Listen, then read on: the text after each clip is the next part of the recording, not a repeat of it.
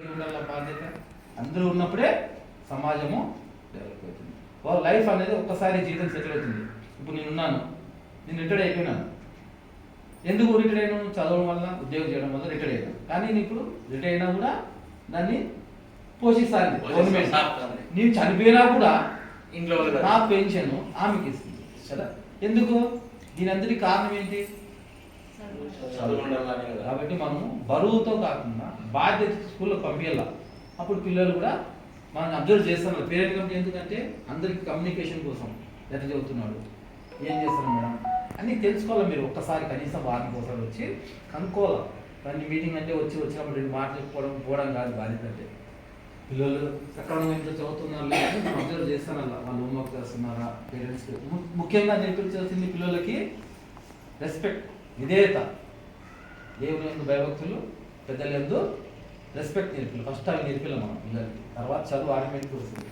ఒక్కసారి చదువు మనం బయటపడి వచ్చినామంటే లైఫ్ టైం సెటిల్మెంట్. నేను ఉన్నాను ఇప్పుడు, నేను ఉద్యోగం చేయకపోయినా మీరు అందరూ చూస్తున్నారు. బాధ్యతతో పంపించి బరువుగా. కొంతమంది అయితే పేరెంట్స్ వాళ్ళు పనులు చేసుకోవడం కోసం ఒక అడ్డాగా పంపిస్తారు పిల్లలు కదా. ఒక అడ్డాగా వాళ్ళు కూలికి వెళ్తే ఇక్కడ పిల్లలని సేఫ్టీ కొడతారు. 10 నుంచి సాయంకాలం మనం కూలి చేసుకోవచ్చు అనే విధంగా పంపించే తల్లిదండ్రులు ఉన్నారు కదా. కానీ అది పంపించేదేదో వాళ్ళకి మంచిగా మనం లైఫ్ ఇచ్చామంటే ఒక్కసారి 10th అయిపోయిందంటే ఆటోమేటిక్గా వెళ్ళిపోతారు. కాబట్టి వాళ్ళు బాగా చదివించండి, మంచి ఉద్యోగం వచ్చేది చేయండి. అందరికీ గాడ్ బ్లెస్ యూ. వీళ్ళు బాగా చదువుకోండి. బాగా చదువుకున్నారంటే మీరు పెద్ద ప్రయోజనం చేస్తారు. అప్పుడంతా గవర్నమెంట్ స్కూల్ చదవలేదు. చంద్రబాబు నాయుడు కానీ రాజశేఖర్ కానీ ఎవరైనా ప్రైవేట్ స్కూల్లో చదివారా? గవర్నమెంట్ స్కూలే కదా. మేము కూడా గవర్నమెంట్ స్కూల్లో చదివి వాళ్ళకి ఐఏఎస్లు ఉన్నారు, ఐపీఎస్లు ఉన్నారు కదా, అందరూ ఉన్నారు.